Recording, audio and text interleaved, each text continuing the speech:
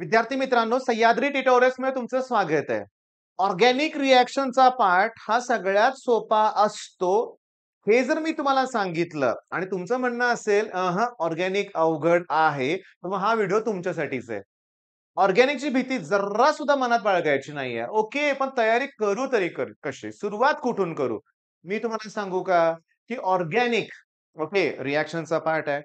थिअरीचा paper जर बघितला तर 20 ते 25 मार्कापर्यंत रिएक्शन्स विचारले जातात. ओके, आणि इथं मुलं काहीही अटेम्प्ट करत नाहीत. भीतीपोटी करतच नाहीत. केलं पाहिजे. दुसरा महत्वाचा मुद्दा सीईटी साठी काय? अरे अतिशय सोपं आहे सीईटी साठी. प्रॉडक्ट, रिएक्टंट, कॅटलिस्ट, थोड्याशा कंडिशन्स, नेम रिएक्शन्स एवढ्याच गोष्टी करायच्या असतात. अरे सीईटीचा कोणताही पेपर काढा रे तुम्ही, तुम्हाला त्यात इझीच प्रश्न दिसतील ऑर्गॅनिकचे.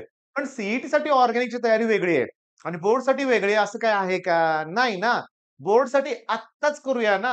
पण बोर्डसाठी इम्पोर्टंट काय आहे मी तुम्हाला सांगतो. बोर्डसाठी इम्पोर्टंट आहे तुम्हाला प्रेझेंटेशन, रिएक्शन लिहावी लागेल. सीईटी ते एमसीक्यू सॉल्व्हिंग मध्ये कसं पट होतंय ना. आता एक लक्षात घ्या, मी तुम्हाला सांगतो त्या ऑर्डरनं तुम्ही जायचं. फर्स्ट मी तुम्हाला सांगतो, हॅलोजन डेरिव्हेटिव्ह पासून अमाइन पर्यंत आपल्याला टॉपिक आहेत हे लक्षात घ्या. कोणते टॉपिक आहेत? हॅलोजन डेरिव्हेटिव्ह आहे. ओके. त्याच्यानंतर alcohol. Halogen derivative alcohol, phenol, इथर, अल्डिहाइड, कीटोन, कार्बोक्सिलिक ऍसिड आणि अमाइन. मग हे 8 नावं मी तुम्हाला सांगितली. त्या 8च्या 8 लोकांची मला पाहिजे डेफिनेशन. फर्स्ट पॉइंट हे करायचं आहे. मग अल्डिहाइडची डेफिनेशन काय? अल्डिहाइडची जी प्रिपरेशनची वन ऑफ द रिएक्शन आहे तीच त्याची डेफिनेशन आहे. प्रायमरी अल्कोहोलचं ऑक्सिडेशन केलं की अल्डिहाइड मिळतं. First oxidation product of primary alcohol is non as aldehyde. झाली की डेफिनेशन. मग कीटोनची काय येणार? सेकंडरी अल्कोहोलचं ऑक्सिडेशन केल्यावर कीटोन तयार होतंय. First oxidation product of secondary alcohol is non as ketone. मग त्याचं क्लासिफिकेशन सिमेट्रिकल, अनसिमेट्रिकल कीटोन आहे. ओके, बघा मी तुम्हाला सांगतो, लक्ष द्या. डेफिनेशन सगळ्यांच्या करा. आता मी तुम्हाला इथं फळ्यावर लिहिलंय NH3. ओके, आणि या NH3 मधल्या एका हायड्रोजनला जर मी अल्किल ग्रुपनं सबस्टिट्यूट केलं तर NH2 होईल. झालं ना प्रायमरी अमाइन. 2 अल्किल ग्रुप घेतला तर सेकंडरी अमाइन, 3 म्हटलं तर tertiary amine.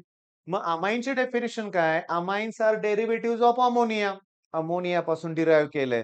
In which 1, 2 or all 3 hydrogen atoms can be replaced by same or different alkyl or aryl group. हे इतक्या इझिली होत नाही बरं का, लक्षात घ्या. एक्झामच्या आदल्या दिवशी तुमचा जर प्लॅन असेल ना मॅरेथॉन कुठलं तरी एक लेक्चर बघून केमिस्ट्रीत चांगले मार्क पडायचे, होणार नाहीये बरं का. कष्ट आत्ताच सुरुवात करावी लागेल.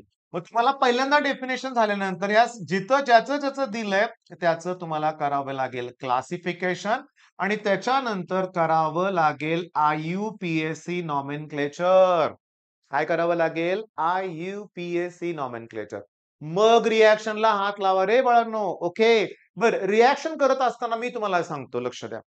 चार्ट काढावे लागतात. सगळ्या गोष्टी मला मान्य आहे, सगळं मान्य आहे. पण मी तुम्हाला थोडासा वेगळ्या ट्रॅकनं नेणार आहे. तुम्हाला माझं पटलं तर ठीक, नाही तुमची वेगळी स्ट्रॅटेजी असेल तर तीच फॉलो करा. तुमचं व्यवस्थित सुरू असेल ते चालू ठेवा.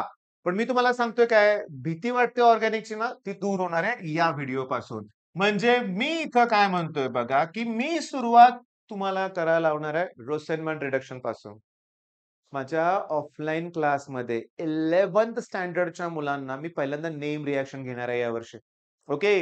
बरं, हे घेत असताना मी त्यांच्यासमोर स्कोअर बुस्टर हे बुक ठेवतोय. एक रिएक्शन घेतली की त्यांना 10-20 एमसीक्यूज दाखवतोय. त्या रिएक्शनवर आलेले मुलं एवढे खुश होतायत. त्यांना असं कॉन्फिडन्स येतोय. एवढं सोपं? सांगू का तुम्हाला मी? बघा, RCO ॲसिल क्लोराईड जर मी रिडक्शन केलं आणि त्यावेळेस कॅटलिस्ट जर पॅलाडियम ऑन BaSO4 यूज केला, बेरियम सल्फेट, तर त्या केसमध्ये हायड्रोजन या क्लोरीनला सबस्टिट्यूट करेल आणि अल्डिहाइड तयार होईल. आणि हीच आहे रोसेनमंड रिडक्शन रिएक्शन. ओके की नाही? मी तुम्हाला सांगू का? PYQs मध्ये बघा, स्कोअर बुस्टर मध्ये ही सगळी रिएक्शन दिलेली आहे आणि विचारलंय what is the name of this reaction. सोपं आहे. हाच प्रश्न दिलाय, इथं ए लिहिलंय, क्वेश्चन मार्क दिलाय, आयडेंटिफाय करा म्हटलंय की इथं कुठला कॅटलिस्ट आहे? पॅलाडियम ऑन BaSO4. पण अजून मला सांगायचं आहे तुम्हाला काय, बघा नीट लक्ष द्या. तुम्हाला काय करावं लागेल बघा. मी इथं आरच्या ठिकाणी बेन्झीन रिंग घेतो. COCl मग हे आहे बेन्झॉइल क्लोराईड. होमवर्क देतोय. याची रिएक्शन H2 बरोबर झाली तर काही अवघड नाही. हा हायड्रोजन इथं येईल ना आणि बेन्झेनॉल्डिहाइड तयार होईल. ओके. आता मी घेतोय acetyl chloride. Homework number 1, homework number 2. मग जर मी ऍसिटिल क्लोराईड घेतली, त्याची रिएक्शन H2 बरोबर केली, कॅटलिस्ट हा वापरला, तर इथं CH3 ग्रुप येईल. मग CH3CHO म्हणजे कोण? ऍसिटल्डिहाइड, इथॅनॉल. आता ऍसिटल्डिहाइड म्हणजेच इथॅनॉल हे IUPAC हेच तर अगोदर करायचंय आपल्याला. आजपासून सुरुवात करताना पहिला डेफिनेशन, क्लासिफिकेशन आणि IUPAC नॉमेनक्लेचर फर्स्ट व्हायला पाहिजे. बरं, आता एक गंमत सांगू का? ऑर्गॅनिकचं काय बघा. मी इथं फळ्यावर काय लिहितोय बघा. ओके. COCl हेच स्ट्रक्चर मी तिकडे काढलंय. याच्याऐवजी तुम्ही C6H5 सुद्धा लिहू शकता. मग हे बेन्झॉइल क्लोराईड आहे. Benzoyl chloride. ओके. मी परत बेन्झीन रिंग काढतोय आणि इथं लिहितोय CHCl2. मग हे बेन्झल क्लोराईड आहे. साइड चेन क्लोरिनेशन मध्ये याचा युज होतोय. त्याच यूज म्हणजे प्रॉडक्ट हा इंटरमिजिएट तयार होतोय. आता त्याच्यानंतर मी जर CH2Cl लिहिलं तर हे benzyl ZYL benzyl chloride, benzal chloride, benzoyl chloride आणि बेन्झीन रिंगला जर नुसतंच मी जर क्लोरीन अटॅच केलं तर क्लोरोबेन्झीन. हीच ऑर्गॅनिकची गंमत आहे. ही नावं लक्षात पाहिजेत. बाकी तुम्हाला सांगतो ह्या 2 रिएक्शन सोडून दुसऱ्या कुठल्या रिएक्शन्स एक्झाममध्ये येणार पण नाहीत. बेन्झॉइल पासून बेन्झेनॉल्डिहाइड, एसिटिल क्लोराईड पासून ऍसिटल्डिहाइड. मग झाली की नाही रोसेनमर रिडक्शन कंप्लीट. मग आजपासून सुरुवात झाली. Question number 1 complete. Rosenmund reduction. Okay.